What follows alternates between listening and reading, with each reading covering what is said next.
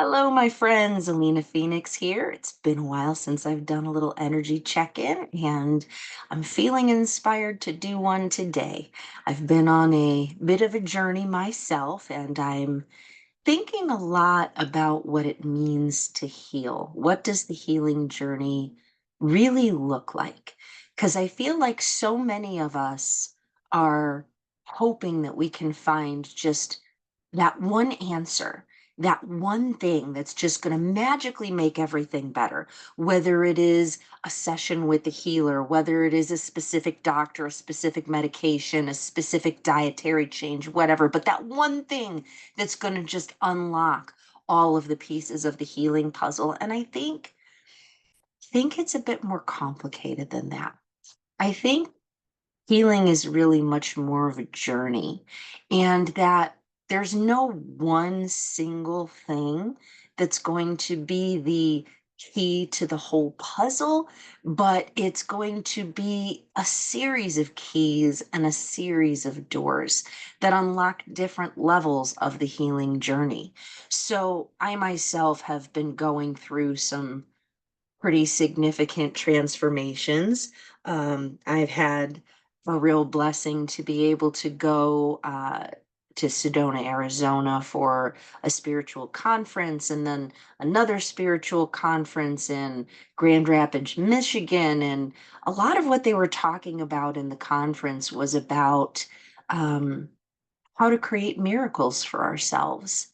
And spontaneous remission, and how amazing it can be when somebody finally just postures their energy to a level where they can absolutely heal their bodies, and it's just magical, and everything is better after that. But in my experience, I've never had that. I've always been reaching for that, but it's never just been one thing. It's never just been one day and then I woke up better and poof, my life is just fantastic forever after. It's always been much more of a step by step thing. And so I just want to talk about that. My husband just got me a new webcam, and it's supposedly got all these intelligent features, but what I would really like it to do is just stay centered on me where I am right now. I agree the picture's a lot clearer, but oh my goodness, learning new technology is always a struggle for me. So I apologize for the funny little video there. Anyway, like I was saying, healing has always been much more step by step for me. And it's been much more of a journey where there's been definite ups and downs. So, for example, last month I overwhelmed myself with too many healing sessions right in a row because I got impatient. I tend to get impatient. I want to be better right now. I want everything to be better right now, don't you? So, I did a big session for myself, and then I did an exchange with another practitioner, and then I did another exchange with another practitioner, and then I led a full moon clearing and conscious commitment activation that was also being done on myself, and then boom, I was sick for 2 full weeks of just couldn't hardly do anything. My body was just overwhelmed and it felt pretty awful. I really couldn't do much. And so that led me to contemplate, like, what's the difference between a healing crisis and getting worse? Because I know that if you've been on a healing journey and if you've tried things like detoxing and different diets and whatnot, there's a lot of information out there about how sometimes symptoms can get worse before they get better. But I think we need to have a little bit more discernment, because I've also seen it happen in a number of groups that when people are obviously getting worse, not better, they're being encouraged to continue and push through despite the fact that they're actually getting worse. So that leads me to think about Well, what's the difference between a healing crisis and a period of just getting worse? Especially from the perspective of living with autoimmunity, because that's been my own personal struggle that I've been working on healing for a number of years. And I've had a lot of success, and I'm still not where I want to be. So, I feel like what I just went through was a healing crisis. It was brought on by doing too much work and making too many changes in too short of a period of time, that basically I was asking my body to heal too fast. And so it put me into a crisis as a way of saying, hey, slow down. And I think that's often what healing crises mean, that we are trying to do too much too fast, and we need to slow down and give our body a chance to cope and catch up. So to me, it felt different than getting worse, because even though I was feeling bad, I wasn't feeling increasingly debilitated. And when I got done with the crisis, I felt more clear, more light, more focused, and things started working better. In contrast, when I would have a flare in the past, I would basically just get worse and then stay worse, or I'd get worse and then I'd get a little bit better, but not all the way better. And so it's interesting to reflect on the difference, because sometimes we can't tell if we are in the middle of getting worse or if we're in the middle of a healing crisis until some time passes and we can look at the state of our body from the perspective of, okay, that bit is over, and now here I am, and how do I feel? So I do feel like I can truly label that 2-week period of illness and not being able to do much as a healing crisis, because afterwards I do feel better and more clear. And the other interesting thing for me about this time is my pattern with the autoimmune that I have experienced for the last 2 decades is I would get a something contagious like a cold, a flu, whatever, and then I would get over that relatively quickly, but then my immune system wouldn't calm down and it would turn and it would start attacking me. And then my whole body would flare up. I would get all this swelling and the body aches and the brain fog and the debilitating pain and discomfort and rashes and all of that stuff. And I think that this particular illness that I just got over is the first one that I've had in, I can't even tell you that I haven't gone straight into an autoimmune flare right after. And I think that's another way that I can tell that this was a healing crisis, that this was my body bringing up some things for expulsion and release that it otherwise has not been able to do because it wasn't at a point that it could handle that.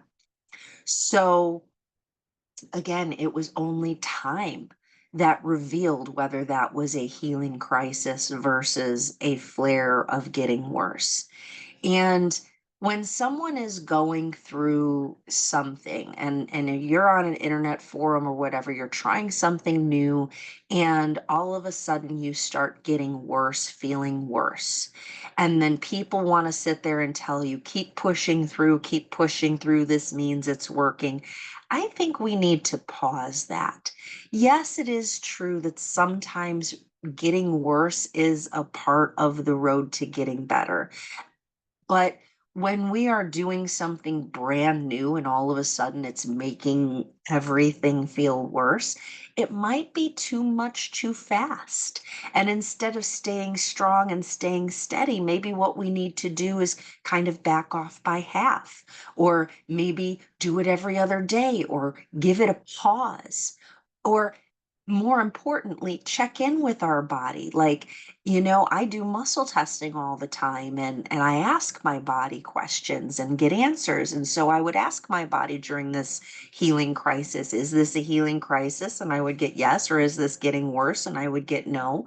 And so I do recommend people learn that skill, learn to be able to talk to your body and get those answers through self muscle testing so that you can have more clarity from your own inner wisdom, that you can start listening to that wise, inner, innate part of yourself that knows exactly what's wrong, exactly what's going on, and exactly what you need in any moment. And it's frustrating sometimes because talking to our innate is not like, all right, dear precious body of mine, what do you need right now? And my body's not going to go, oh, you need to do this detox and take some of these pills and eat this for lunch. You have to ask yes and no questions. And so as you practice, you get better at asking yes and no questions. But if you don't know the right question, you can't get to the right answer. And so that's why I think that the self muscle testing for me is so important. It has led me to be able to self direct my healing journey 80% of the time with really good confidence. And then the other 20% of the time, I can ask my body, all right, well, I don't know what's going on. Which practitioner is going to be most helpful to me?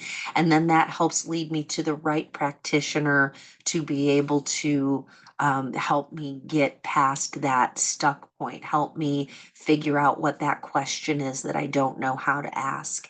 And I do teach people this skill, and I have a course on my website. You can go to artofselfmuscletesting.com, and I would be very honored to assist you in learning this very important skill. Because at the end of the day, in order for me to heal, I need what's exactly right for me. And in order for you to heal, you need what is exactly right for you. And those are not going to be the same thing. So it's really important to learn how to listen to your body and speak to your body and make your body a sacred partner in your journey, because it's like one of my mentors says, uh, he's like, most of us just go through this life and we look down at our body and we're like, gee, I hope this thing works. And because we're not in the habit of actually uh, talking to our body and getting answers and tuning into our own inner wisdom, we are at the mercy of everything and everyone else. And there's so much self-interest out there. People that want to sell you something, not necessarily because it's going to solve your problem, even though a lot of people do truly think, I've got the one thing that's going to solve the problem for anyone. That's a little unrealistic and based in the ego, and we can only help people to the level of self development that we ourselves have reached. So it's important to know that, each piece of the puzzle is only one piece of the puzzle. And there's one way to know when you have reached full and complete healing and there is nothing left to heal or work on in this life. And I'll tell you what it is right now. Your body will turn into light and ascend into heaven without the need to pass away and leave a shell behind. That's how you know you have healed to full completion. So if you are still here in a physical human body and you are still talking to someone else who is in a physical human body, we've all still got some work to do. We've all still got some things to heal. And so that's really important to keep in mind. Another lesson that I've learned lately is about, putting people on a pedestal. One of my mentors, I'm very, very blessed to have a very high level mentor who has been sharing with me a lot of behind the scenes things in regards to the people that I admire who are up on stage. And it was a bit of a wake up call for me. I've been going through a bit of grief and realizing that these people that I had kind of I don't know. I guess I had almost in some ways started worshiping them. I had definitely put them up on a pedestal and made the mistake of thinking that the image that they present on stage is 100% the same as what they are living in their everyday life. And this is a realization that they too are human. They too are on this journey. They too are doing the best that they can. And what they're giving on stage, just like what I'm giving to you right now, is the best that we have to offer, the most ideal version of ourselves, the most authentic sharing that we're capable of doing. And there's also the reality that behind the scenes, when I'm not on camera, when we're not on stage, each one of us is still human with our own challenges that we're working through, with the ways that we all don't live up to our own ideals and expectations, even though we're trying really hard to. And that doesn't make us hypocrites necessarily. What it makes us is masters in practice, which is another thing that my mentor says a lot: masters in practice. And the more that we practice, the more that we get closer to that mastery. My mentor, Peggy Phoenix Dubrow, she tells me, and I feel like this is a very important thing to share, that no matter who you are listening to, how acclaimed they are, how many accolades and credentials that they have in their back pocket, how many people follow them, how genuine you feel they are being. Whatever they are telling you, you always need to check it against your own inner wisdom, because people can be sharing something that is genuinely what they believe and they are honestly trying to help you, and it can still be off target. It could still even be entirely wrong. I've been told entirely wrong things by very well-meaning people who were truly intending to help me. And that if I didn't know how to check in with my own inner wisdom and I followed that advice, I would have been tremendously harmed. I've had the experience of being harmed repeatedly by doctors and medical professionals, and I don't believe that those people were trying to hurt me, but that they are operating from a set of knowledge and rules, and I'm an outlier. I have certain genetic conditions that make me more susceptible to toxicity, more sensitive to environmental stressors.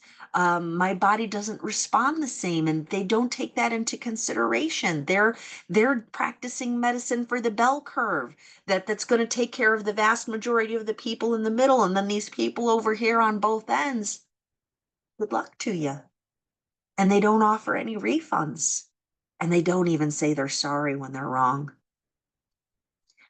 So I don't believe that any of them were deliberately trying to hurt me, but that does not negate the fact that I was harmed quite permanently, and that affected the whole trajectory of my life. So we always need to check with our own inner wisdom and learn to listen to that small, still voice within that is wise and knows what we need. And if we don't know how to tune into that, that's something I teach people, is how to tune into that, because that's something I've gotten really good at. And it's helping me to find a path of healing through things that were labeled as absolutely incurable. You know, when you get diagnosed with an autoimmune disease, modern medicine is going to straight up tell you, we don't have any cures for this. We got some medication that might control some of the symptoms. It's literally the words that my doctor said when she gave me the diagnosis. And when she gave me the prognosis of, yeah, those things that are dysfunctional, we might be able to make some of that better, but odds are it's only going to get worse.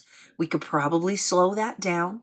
But with our best help, you're going to be disabled by 40 and dead by 50 is kind of what the prognosis is with this that we just handed to you. I'm 45 now. I've been able to reverse and heal so much of what I was told would be absolutely impossible to heal. So I did not take what they were saying as gospel. I checked in with my own inner wisdom, and my own inner wisdom said, no, we can heal this. And that is what I'm doing. And it is a step by step process. I've seen those people do the miraculous things, but I'm not one of them. And the vast majority of people are not one of them. Those people that get the miracles are like the 0.0001%. And we can't hold up this 0.001% and then be like, everybody can do this. I mean, aim for it. I'm not saying don't aim for it, but I am saying that while you're aiming for it, please keep doing the step by step, the one step at a time, the work, because that's what's going to reliably get you from where you are to where you want to be. And I do hope that you get a miracle. I do hope that I get a miracle. I'm not going to stop hoping. I'm not going to stop praying. I'm not going to stop aiming for it. But while I'm waiting for that miracle, you better bet I'm going to keep doing the work. I'm going to keep checking in with my body every day, muscle testing everything that goes on in and around my body, and then speaking kindly to my precious mind, body, heart, and soul, giving myself affirmations and instructions on how I want my thoughts to be, my body to be, my emotions to be, and consistently meeting myself with compassion and support during all of those moments that I stumble, that I fall, that I don't live up to those expectations that I have or the ideals that I've set for myself. And that's what I suggest that you do too, because we're on a journey. And the point of the journey is the journey. It's not the destination, because we're all going to the same destination. We're all just going back home. When this life is over, we are all just going back home, whatever that means to you. But the journey is the point of the journey. And so I do want to do a little bit of a uh, general check-in from my handy dandy Prism Oracle. It's my favorite. And so I just want to say, dear Spirit, tell me what it is I need to know. Is there something that you can tell me about the healing journey that I need to know today, that my watchers and my listeners would need to know today? What would be the most helpful and useful, truthful thing that we could possibly know for ourselves? All right, cutting the deck now. And today I think we're going to do, yeah, we'll do a general check-in. It's my favorite type of reading. And the first card is Energy on Its Way Out. And it's funny because this is intuition. Intuition is on its way out. So, I want to think about that for a second. And I'm going to read what it says here. Intuition is an inner knowing that we all possess. Society encourages us to ignore the deep knowledge that sits within us and asks us to use intellect instead, or to rely on outside sources. But sometimes intellect alone can't guide you to where you need to go. The more you pay attention to your intuition, the stronger it becomes. What is your intuition trying to tell you? Where is it guiding you? And this is energy on its way out. So I almost feel like there's an arising of a lot of self doubt when I feel into my own body and when I feel into the collective. And I know that the self doubt blocks the intuition. When we are in a healing crisis or we're in a period of getting worse, that can definitely block the intuition. That can definitely make it harder to see for ourselves what is going on inside of ourselves. So, if we are in the middle of a crisis, it is important to seek wise counsel and to reach out to someone to help us get back to a point of clarity. So I think that that is what this energy is speaking to. And I get a yes when I muscle test on that. Um, how self doubt blocks that intuition. And when we are in a healing crisis, our intuition might not necessarily be working as well as it could be. That also reminds me why I always say I can self direct my own healing journey 80% of the time. That's not 100% of the time. When I'm not clear, when I'm feeling worse, when I'm going through the sickness like I did, in 2 weeks' time where I was just feeling awful. I did consult my chiropractor, my nutritionist, a couple of my other healing friends for some guidance to assist me through that until I was able to get back to a point of clarity where I could assist myself again. So I think that this is encouraging us to make sure that we ask for help when we need help. And I get a yes when I muscle test on that as well. So energy coming in is stop. All right. So energy coming in is what does this feel like? Stop beating yourself up for not being where you are. That's what I just heard. It's time to stop beating ourselves up for not being where we are or for not being where we want to be. Stop beating ourselves up when we don't get the results that we are supposed to get when we do the thing. Stop projecting that our journey is supposed to look a certain way. And if it doesn't look that certain way, that it somehow means that we failed. I think these are the things that we need to stop. And I think that that's the energy coming in is like, let's stop being so hard on ourselves. Because I know, speaking personally, when I got sick for 2 weeks, I was pretty frustrated because I'm like, can't believe this. I'm doing all of the things. Like, I've just made a massive diet change. I'm on no gluten, no dairy, no chicken, no shellfish, no corn, no GMOs, no preservatives. I was eating mostly fresh foods, very just my body was feeling good when I was eating. I was on a whole new supplement regimen and my body's like, yes, these are all the supplements that are good for you. And then I was doing all of this energy healing work and leading these events and then boom, crisis. Not because I was necessarily doing anything wrong, but because I wasn't giving myself space to rest, time for my body to catch up.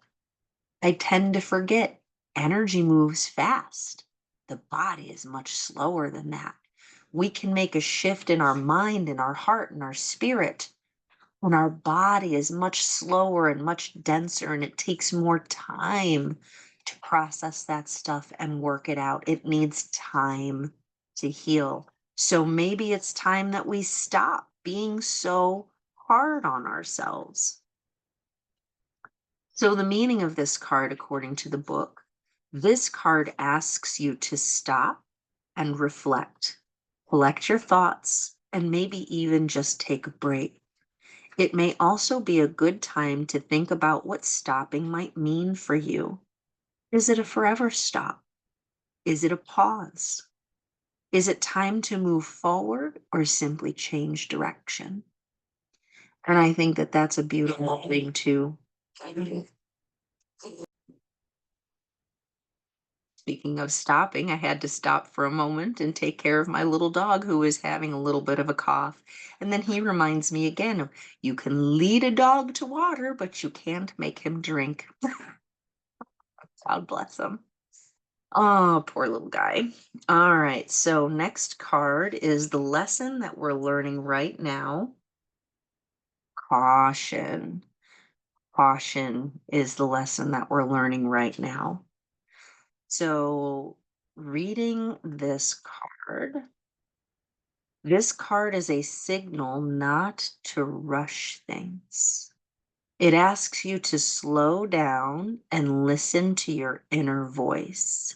If something doesn't feel right about the situation that you're in, ask questions, honor your intuition, and proceed with care.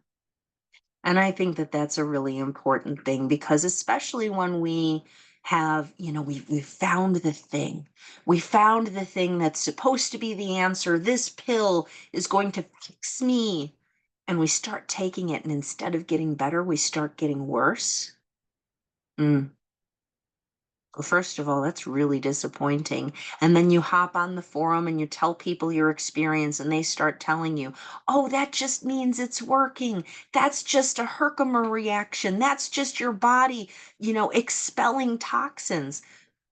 Well, it might be so that it's your body expelling toxins, but if your detox pathways are not open enough to be able to handle that, then what you're doing is dislodging toxins for one place, putting them in circulation so they can bounce around and hurt other things. Like we need to make sure our detox pathways are open in order to be able to actually detox. And sometimes before we can make this pill work, we've got to do some preparation with our body. And so if you do start something new and you do get a big flare up of symptoms, it's really important to exercise caution and to listen to the body. Maybe we're trying to force it to go faster than what it can truly go. And we really need to honor ourselves. We really need to treat ourselves as the precious, delicate, balanced system that we are. Because the thing of it is our body is very intelligent and it does everything that it does in the name of survival. Okay. And so, like, for example, many of us, myself included, struggle with weight, carrying around excessive weight. But sometimes this is because we have excessive toxicity. We in this world are exposed to thousands upon thousands of chemicals that we have never before in the history of evolution been exposed to. And while individually, many of these chemicals are no problem whatsoever, combined, it creates this soup, and our body's like, I don't know what to do with this.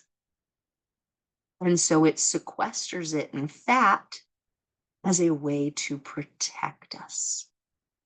And so many times the difficulty losing weight is not because we're not eating right. It's not because we're not exercising enough. It's because if that weight was to release, it would re-release those toxins into our body, and our body is like, that's a bad idea. So we're just going to keep stubbornly holding on to that until conditions are better. Now we know what to do to get this stuff out. That's the body's wisdom and intelligence. Another potential reason for holding on to weight is not feeling safe. So holding on to weight, the extra cushion, that's protection. That's protection on an emotional level, on a physical level. And it is something that it's not easy to get your body to let go of the weight when your body on some level does not feel safe. And our society is just designed to keep us going and going and going and going without allowing rest. And we're living in this scarcity where it's like, if you don't get the things done, your basic needs are not going to be met. So when it comes to, the whole weight loss thing, everybody wants a magic pill, a magic shot that's just going to make all of that melt away. But we're not really dealing with the underlying issues. And some of these things, like, I've been reading about some of the really horrendous side effects of these very effective weight loss drugs. And these people, they're now dealing with permanent stomach paralysis, having to be on that forever, or the weight's just going to come right back. Other things are cropping up, like severe kidney and neurological things. Like, I mean, it's kind of scary because that stuff hasn't been around nearly that long, but everybody's trying to jump onto that bandwagon because it seems like it's a magic potion that's just going to solve the thing where it's like, oh gosh, that'll make it so that when I look in the mirror, I feel better about myself. And here's another secret about that. Like, if you look in the mirror right now and you don't feel good about yourself, however much you weigh, your relationship with gravity, the size of your body, changing that is not going to fix how you feel about yourself. What's going to fix how you feel about yourself is the way that you talk to yourself, the way that you honor yourself, the way that you treat yourself on a daily basis. So instead of looking in the mirror and going, ugh, on any level and feeling like, oh, I've got to cover all this up. And this is one I'm still working on myself. We need to look in the mirror and smile and say, I love you. You are precious. You are honored. You are beautiful. Thank you for being my body and my sacred partner while I am here on this planet living this life. Please help me know how to take better care of you. Please help me know what you need from me to better honor you. I am so sorry that I spent so many years abusing you, ignoring you, and not giving you the love that you deserve. Those are the kind of things that we need to start telling ourselves if we want to fix how we feel when we look in the mirror. The weight is secondary to that, or whatever the flaw is that you look in the mirror that makes you go, ugh. Yeah. All right. Advice from our higher self: growth. Growth is the advice from our higher self. So, this card speaks to the transformational qualities of nature and its ability to softly grow and change throughout time. We are constantly growing and shifting throughout our lives. True growth means that you're moving forward and moving towards your ultimate truth and the highest version of yourself.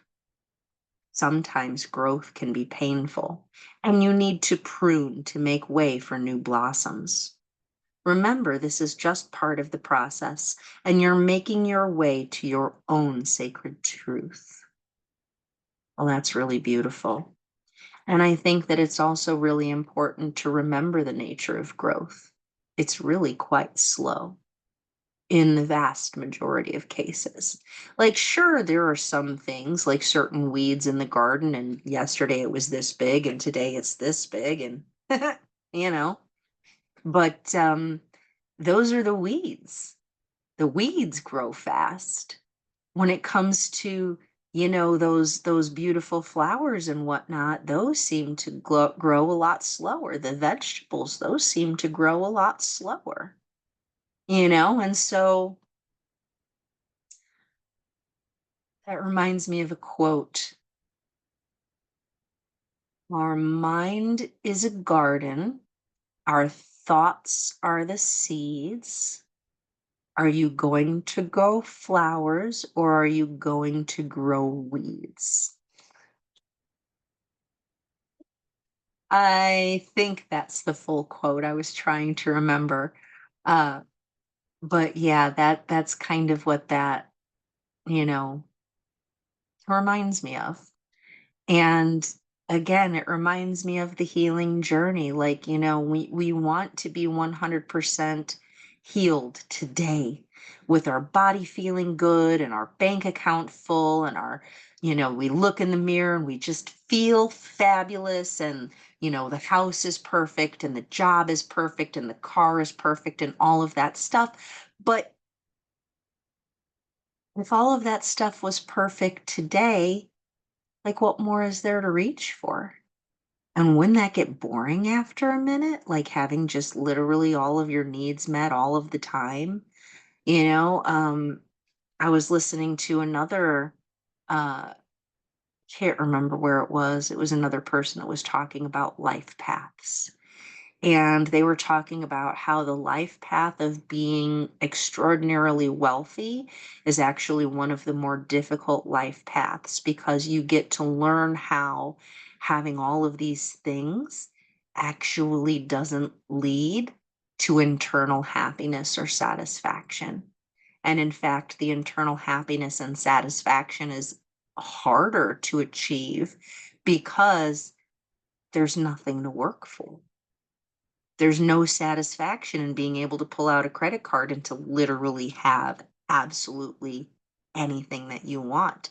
And that's part of the reason why some of these absolutely uber rich people go completely off the rails and do really insane things to try and control and engineer all of humanity because they're lacking this a feeling of satisfaction inside of themselves that comes from having work with purpose. So they're trying to give themselves purpose by saving the world in whatever little dysfunctional way that looks to them. And, my problem with that is too many of them look around and they're like, oh, well, big part of the problem is all these other people. And then they want to control and all of that good stuff. So, maybe it's a blessing that we don't have exactly what we want right now because it gives us something to keep working for and to keep growing through. And that along the way, we get to learn all of these lessons and meet all of these wonderful people and have these brilliant, beautiful moments of connection and happiness. And that's just part of the journey. And I think it's also important to remember that growth happens in seasons. I mean, we can't have summer in the middle of winter without like seriously like flying across the globe. And even in these places where the weather is very similar all year long, life still goes through cycles, and there's a cycle of growth and there's a cycle of fruiting and there's a cycle of flowering, which I got those in the wrong order, and then there's a cycle of dying off and coming back and then having a rest and then coming back and doing it again. So, when we think about growth in our own lives, it's really important to look around at, the world that we are a part of and understand that we too are subject to those cycles. The dormancy period, the flowering period, the fruiting period, the dying off period, and it we go through cycles. And the outcome of this period in our life, talking about health, rest, rest. Oh, Wouldn't it be nice to just put down this idea that we have to be perfect to be worthy? Wouldn't it be nice to put down this idea that we have to be at some level of achievement in order to turn around and help somebody else? Wouldn't it be nice to put down the idea that we can only be happy if XYZ has come to pass in our lives? What if we put down those ideas and just allow ourselves to be what we are right now, knowing that's good enough? So this card says rest is essential for all beings. This card symbolizes the need for a little extra downtime to recharge. By giving yourself and your body the rest that you need, you'll conserve the energy to achieve your goals with clarity and purpose.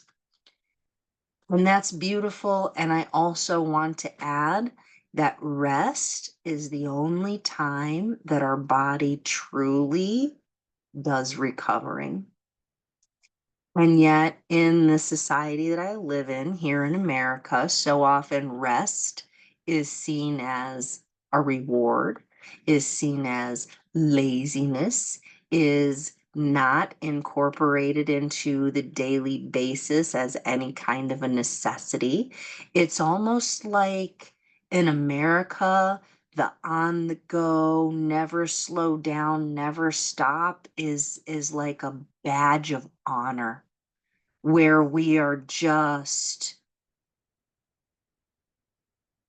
constantly on the go, overworked and underpaid. And, I mean, there's a lot of jobs you don't even get vacations. There's, no paid maternity leave here. We don't have universal health care that allows us to even go and get taken care of when our bodily functions shut down because we just can't take the pace anymore.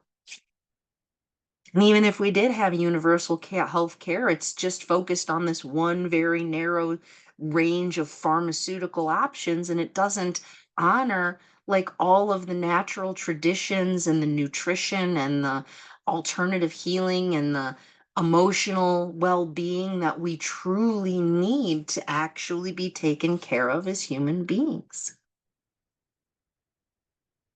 And the rest, like so many of us, I know for myself, I feel guilty resting. I mean, that's what I'm still working through because I'm a one person business at the moment. And when I am not on, I am not earning.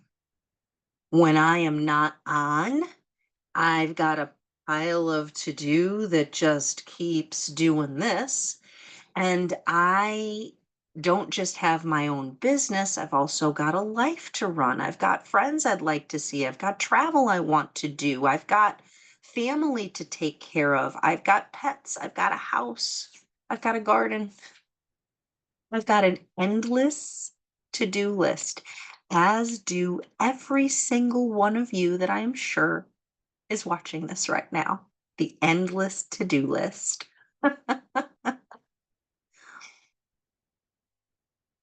When do we fit rest into our schedules? When do we prioritize allowing ourselves to just rest and allow our bodies the chance to recover and heal? Is that something that is being prioritized in your life? I'm doing my best to prioritize that in mine because my body does tell me that I need rest on a regular basis.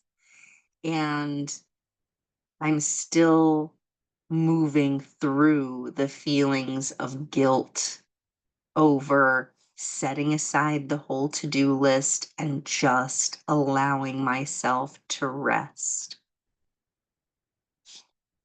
So If you struggle with rest, I do understand, and you're not alone, but it is so important. It is so important. And I think it's really important to give ourselves grace in this healing journey because it's it's not just one thing that's going to fix us. It's not just one pill, one healer, one doctor, one shot, one diet, one exercise, one anything. It's not going to be just one thing that's going to be the key that unlocks the magical door to us being perfect and better forever. I mean, for some beautiful, wonderful people, they do get to experience that absolute miracle of spontaneous remission. And they go to bed one day with cancer all throughout their bodies, and they wake up the next day and it's gone. And good for them. I am so grateful that they get to experience that. And I've never had that experience myself. And even though I will talk to myself and do all of the things, and I leave the door open for that to happen. Best case scenario, let me wake up healed tomorrow. Hallelujah.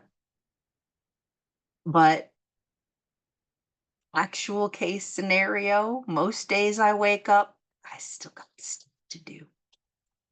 Ah, I still got things to heal. I've still got, you know, to do the daily business of taking care of my precious self, as do we all.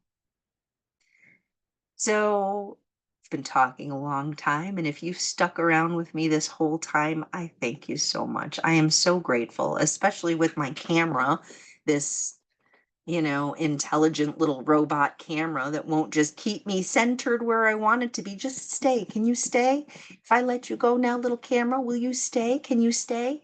Yeah. It's good to go over here a little bit. Oh,